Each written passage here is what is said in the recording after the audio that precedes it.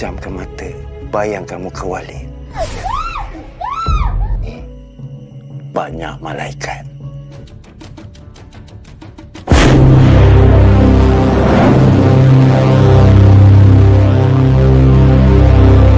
Terletak di sebuah pedalaman hutan yang sangat jauh dari keramaian kota, di mana di tempat itu terdapat sebuah pesantren yang dihuni oleh banyak orang. Dan di sanalah bertahta seorang guru besar yang sangat karismatik, namanya Walid. Bukan sekadar guru, Walid ini adalah figur yang digandrungi, dipuja, bahkan dipercaya oleh semua orang di pesantren itu sebagai utusan Tuhan. Di mana Walid sangat dipercaya adalah sosok yang akan menyelamatkan umat di akhir zaman sebagai Imam Mahdi. Selain dari ketaatan, kesetiaan adalah sifat yang lebih tinggi daripada taat. Kamu semua akan bersama Walid dan Rasulullah berjalan di titian sirat Al-Mustaqim untuk menuju ke syurga. Dan didampingi oleh 4 orang istrinya, pesantren tersebut memiliki sebuah tradisi yang sangat unik, di mana para jemaah dengan sukarela meminum air bekas basuhan kaki Walid. Bukan sekedar air biasa. Air itu bagi mereka adalah anugerah langsung dari sang guru, sebuah jembatan menuju keberkahan. Sebuah cairan yang dipercaya mampu membersihkan dosa, menyembuhkan penyakit, bahkan membuka pintu rezeki. Namun di tengah kerumunan yang terhipnotis itu, ada satu murid yang masih sadar akan ilmu agama yang benar, bernama Baiduri. Melihat kejadian tersebut, membuat jiwa Baiduri merasa sangat terbakar. Karena ajaran yang dibawa Walid adalah sebuah ajaran sesat. Dia tahu di lubuk hatinya bahwa apa yang Walid ajarkan, apa yang mereka lakukan, bukanlah ajaran agama yang dia kenal. Ini adalah pemutarbalikan fakta, sebuah kepalsuan yang berkedok kesucian.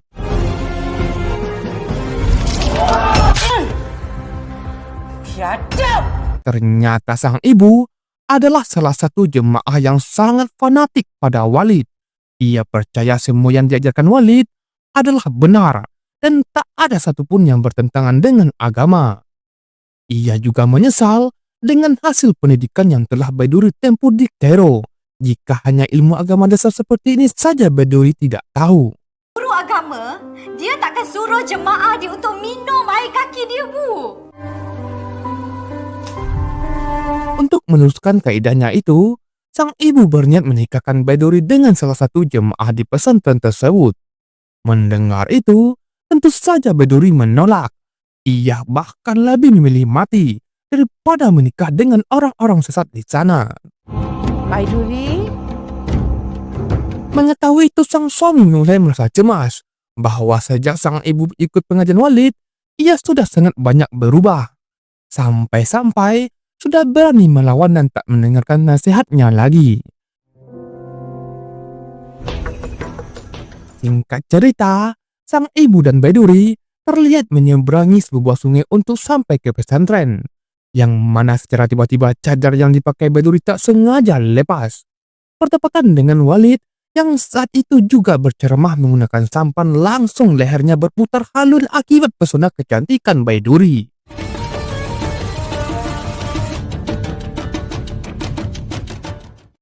Setelah sampai, semua orang mulai dikumpulkan dan diberitahu bahwa Walid telah mendapatkan wahyu kalau ia diperintah agar menikahkan 3 orang pasangan di saat itu juga.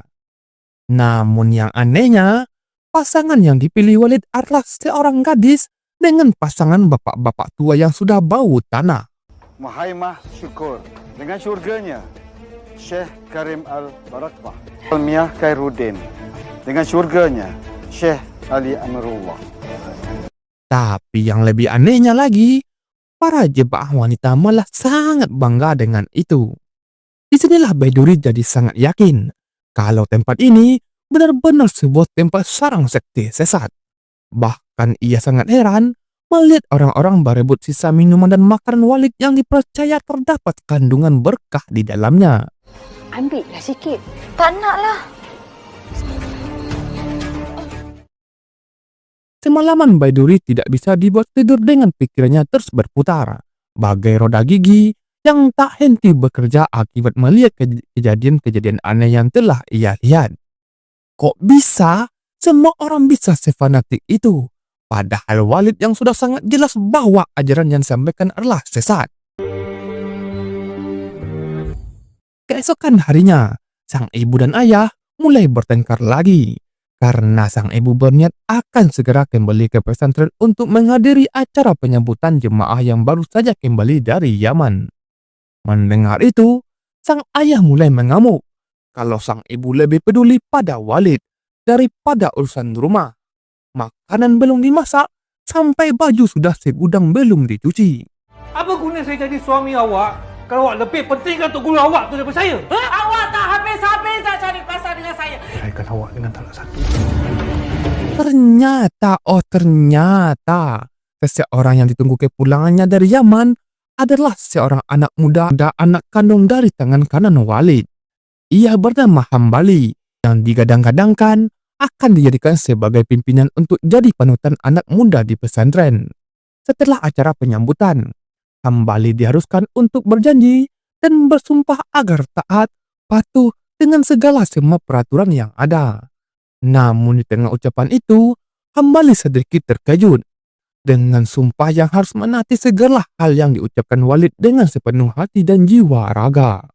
Tak hanya itu, Hambali juga dipaksa oleh ayahnya sendiri untuk mencium kaki Walid.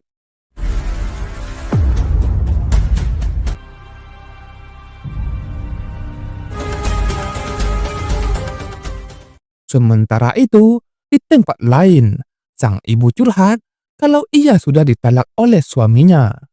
Ternyata, istri Walid sama edarnya dengan Walid.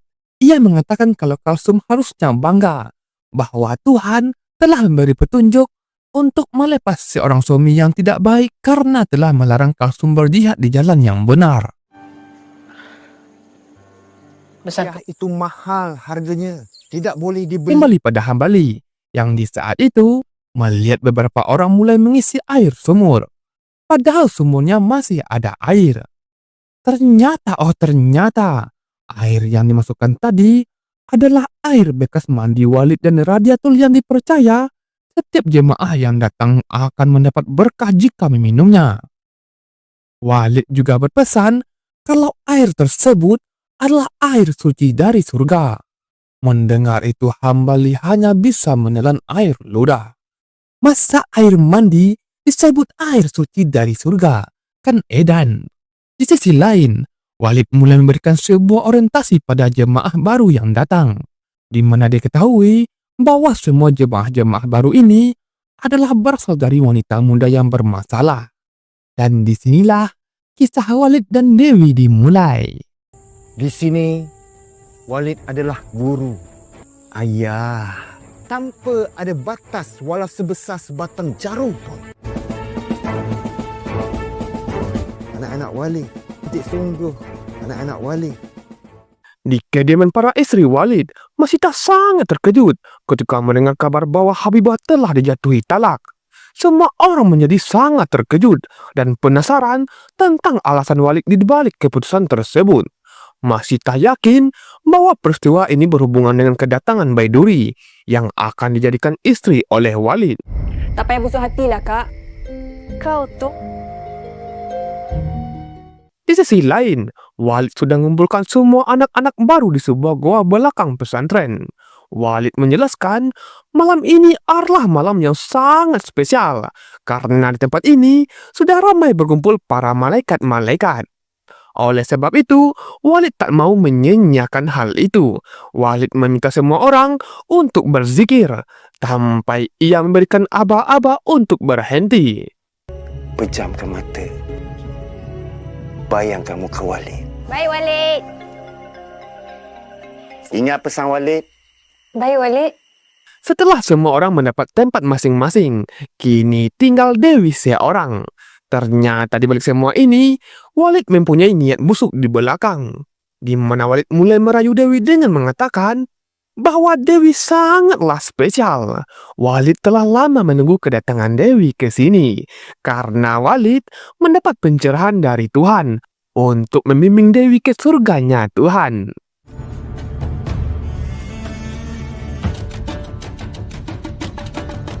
Ternyata, perbuatan haram Walid disaksikan oleh Baiduri. Tak mau menonton sendiri, ia dengan segera menghubungi dan memanggil Hambali untuk nobar keseruan aksi bejat Walid. Jangan. Kita kena sabar. Setelah melihat kejadian itu, Hambali dan Baiduri kemudian pergi menemui kedua orang tua masing-masing, melaporkan apa yang telah mereka lihat dengan mata kepala mereka sendiri. Namun kedua orang tua itu seakan menutup mata, tak mempercayai perkataan mereka sama sekali. Takkan sampai jadi macam tu. Ya Allah. Ada kesombongan ilmu kau tu. Keesokan harinya, Hambali mulai berdakwah untuk menyadarkan para pemuda-pemudi yang dirasa belum sepanatik itu. Hambali menerangkan betapa pentingnya mempercayai pemimpin ke dalam kebaikan. Hambali juga menjelaskan bahwa dalam agama kita dituntut untuk mempercayai dan menuruti kata pemimpin. Tapi pemimpin yang membawa ke dalam kebaikan, bukan dalam keburukan. Lalu tak lama kemudian, Walid yang bersama Abi yang juga mendengar dakwah Hambali tersebut datang membantah, sehingga membuat keraguan di antara para pemuda-pemudi kembali. Tidak ada seorang manusia bersusah payah menuntut ilmu dengan Nabi Khidir. Setelah itu terjadi, pertempuran sengit di asrama para wanita antara Dewi dan Mia dimulai. Puan dekat sini, semua benda aku kena report dekat Umi. Apa masalah kan nak gesek-gesek kat dia? Sebab kau nak Walid sayang kau lebih kan? Dewi! Mia! Terungkap sebuah fakta bahwa perselisihan itu terjadi karena Mia merasa kesal melihat Dewi begitu dekat dengan Walid. Mia merasa kalau dia adalah ketua dalam asrama itu sebab telah dijadikan istri batin oleh Walid. Mendengar kata istri batin, Hafizah sangat begitu terkejut. Akan tetapi Hafizah seakan tak percaya. Ia lalu menemui Dewi mencoba mengorek informasi. Apakah Dewi juga telah dijadikan istri batin oleh Walid? Belum mendapat informasi yang cukup meyakinkan. Tiba-tiba, Baiduri datang menghadap. Assalamualaikum. Ia mulai mencoba mendekati Hafizah. Bercerita bahwa tambah lama tinggal di sini, ia malah merasa takut. Karena dari sudut pandang Baiduri, ia sama sekali tak bisa berbuat apa-apa ketika melihat begitu banyak perbuatan bid'ah di sini, atau disebut penyimpangan ajaran agama. Dan mungkin kefahaman saya tentang maksiat itu berbeza berbanding dengan orang yang melaluinya.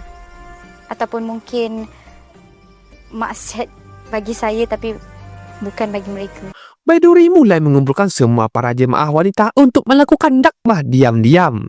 Namun di saat yang bersamaan, Walid datang ke asrama wanita yang kebetulan hanya ada Dewi seorang di sana. Melihat situasi yang begitu menguntungkan, Walid langsung meminta Dewi untuk melakukan training bersama Ichi Boss. Baiduri minta kumpulkan semua jemaah perempuan. Wali nak Dewi boleh. Malam itu, Hafizah terus terpikirkan kata-kata Baiduri yang membuatnya bimbang dengan jalan yang telah ia tempuh. Apakah benar yang ia lakukan selama ini adalah salah? Pertanyaan itu terus menghantui pikirannya. Tiba-tiba, sebuah acara besar diadakan di malam itu, yaitu Batra Melayu. Acara ini adalah sebuah upacara penobatan bagi orang-orang terpilih yang memiliki sifat-sifat pejuang terdahulu dari negeri Melayu. Mampu menjalankan tanggungjawab panglima dan putri-putri gugusan alam Melayu. Acara dilanjutkan dengan penobatan para pangeran kerajaan dan tuan-tuan putri yang siap menikmati Walid dalam perjuangannya. Yang di mana salah satu tuan putri tersebut adalah Baiduri sendiri.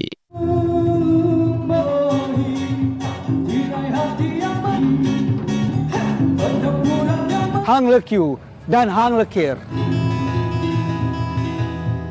Seperti acara-acara biasa di pesantren ini, Batra Melayu seakan kurang bumbu jika tidak diiringi dengan sebuah acara perjodohan. Maka dari itu, sesuai semboyan Walid, ia telah mendapatkan wahyu untuk menikahkan beberapa orang malam hari ini juga. Walid telah diamanahkan oleh Rasulullah sallallahu alaihi wasallam untuk memilih mereka yang akan disebutkan nama sebentar lagi. Nanda Dewi Murnita, ayahanda nikahkan dengan Panglima Utama Hambali. Ananda Fatin Najihah, ayahanda nikahkan dengan Syekh Marzuki Kalimat. Akan tetapi, semua orang dibuat jadi sangat terkejut ketika mendengar Walid menyerukan bahwa ia akan menjadikan Baiduri sebagai permaisurinya. Yang mana hal tersebut tentu membuat Baiduri jadi sangat geram.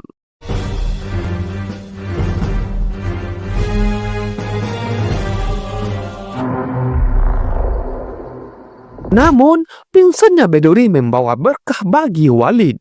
Karena hal tersebut membuat Walid bisa meyakinkan semua orang kalau dirinya bisa mendatangkan seorang arwah putri Melayu, tanda kalau dia benar-benar menerima wahyu dari Tuhan.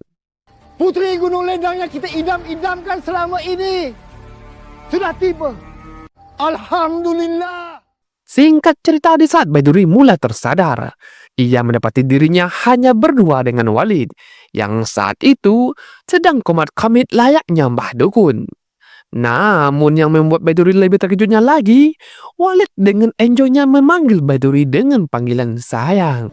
Dinda akan menjadi hak Kanda tak lama lagi. Aku bukan Dinda kau. Lepaslah! Sudah lama Kanda menunggu kedatangan Dinda. Tidaklah ada serinya perjuangan Kanda tanpa Dinda selama ini. Haramkan diri aku daripada menikah dengan kau. Baiduri cuma jadi isteri Walid di alam gaib. Di sisi lain, Hafizah mulai merlinang air mata melihat anak semata wayangnya mengadu bahwa ia tak mau menikah. Anaknya terus memohon meminta sang ibu agar membujuk ayahnya Walid agar menarik kembali keputusannya. Tak lama kemudian, Hafizah tak sengaja melihat dan mengikuti Walid yang membawa seorang gadis ke dalam sebuah goa. Betapa menyayat hatinya Hafizah melihat Walid mulai melancarkan aksi gombal mautnya yang berujung nikah batin, hingga melakukan sparring bersama Icik Bos. Sri Batin? Ya, untuk membantu Walid berdakwah. Amira, aku terima nikahnya Amira binti Marzuki bermaskawinkan Al-Fatihah. Di keesokan harinya, Mia mulai jatuh sakit serta merasakan mual-mual berkepanjangan. Melihat itu, Dewi merasa sangat risih, beranggapan bahwa Mia hanya pura-pura sakit agar bisa mendapatkan perhatian Walid. Namun berita tersebut sampai ke telinga Hafizah, yang ternyata setelah diperiksakan ke dokter, terbukti Mia hamil anaknya Walid. Setibanya di rumah, Hafizah berbicara pada Rabiatul bahwa Mia sedang hamil. Tapi dia tak tahu siapa ayahnya. Padahal aturan pesantren ini sangatlah ketat. Yang bisa keluar masuk dan sangat dekat dengan para santri hanyalah Walid seorang. Kau berzina sampai kau mengandung ni, ya? Cakap! Rabiatul terus menghukum Mia sampai Mia mau mengaku siapa ayah dari anak yang ia kandung itu. Namun Mia terus tutup mulut hingga Baiduri datang menolong. Semua tu fitnah. Dengan dia turut anak kepada Walid. Ilmu, iman itu terletak pada akhlak. Wah, kekacauan yang nilainya seperti barang. Allahummazim. Itu disebabkan Walid ni seorang mursyid. Macam mana ni Walid? Dia tak bagi tahu sesiapa. Dia dah tak datang pirit 2 bulan. Namun siapa sangka, bukannya bertanggung jawab, Walid meminta Mia untuk menggugurkan anaknya itu. Karena hubungan mereka hanyalah sebatas nikah batin, bukan nikah fisik. Mia sayang Walid. Sebab itu anak dalam perut Mia tu tak boleh dizahirkan. Berita kehamilan Mia tersebar begitu sangat cepat. Kembali komplain apakah ayahnya masih membela Walid dalam keadaan ini. Tapi siapa sangka, lagi-lagi ayahnya seakan menutup mata. Dia mengatakan dengan tegas bahwa Walid di sini adalah seorang pemimpin, Sedangkan para wanita tersebut, orang yang datang menuntut ilmu, sudah diberi makan dan tempat tinggal. Berarti sama aja dengan budak. Dan seorang pemimpin bebas memperlakukan budak seperti yang diinginkannya. Tak apalah. Yang lebih parahnya lagi, ternyata baru diketahui kalau semua para wanita muda telah jatuh ke dalam perangkap dan merasakan betapa dahsyatnya bos milik Walid. Walid cakap, tak salah kalau kerana perjuangan dakwah, itu dosanya besar. Kalau nak cari update, aku isteri batin dia. Tak mau banyak makan korban lagi, Hambali dan Baduri mulai bekerjasama mengeluarkan semua orang-orang malam itu juga. Hati-hati Kak, tengok bawah. Masuk dalam bot. Di mana teman-teman Hambali sudah menunggu dengan mobil di seberang sungai. Sialnya, di saat Baduri memaksa membawa ibunya ikut keluar, tiba-tiba seketika itu mereka berdua dijerat di sebuah pohon dengan disaksikan semua orang. Walid tak menyangka dua orang yang percaya dan digadang-gadangkan akan meneruskan dakwahnya ini malah berkhianat. Kerana pengkhianat inilah yang akan merosakkan agama. Saya takkan taat pada perintah mursyid yang derhaka pada perintah. Walau dalam keadaan situasi berbahaya itu, Hambali sama sekali tak mau menyerah. Ia terus melawan perkataan Walid. Hanya itu, sesuai prosedur aturan pesantren, bahwa yang akan menentukan hukuman adalah orang tuanya sendiri. Yang dimana hukuman dipilih oleh sang ayah adalah hukum rajam.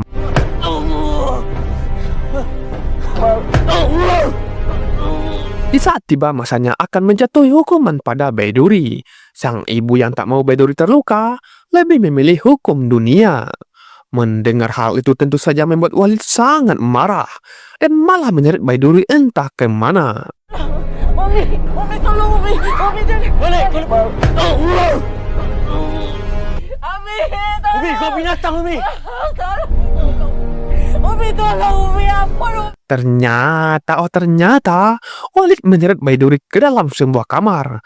Bentuk hukuman bagi Baduri. Dia berniat akan melepaskan nafsu bejatnya sebagai hukuman untuk seorang pengkhianat. Alah, tunggu kau. Iblis. Sombong. Namun baru akan memulai, tiba-tiba Jam gerak, anda semua ditahan.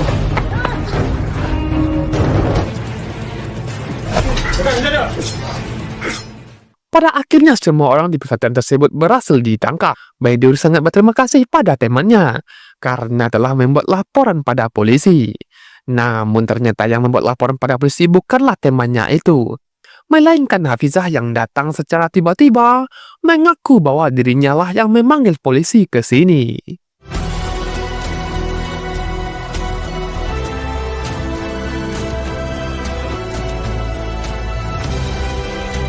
Pretty lies, look me in the face, tell me that you love me.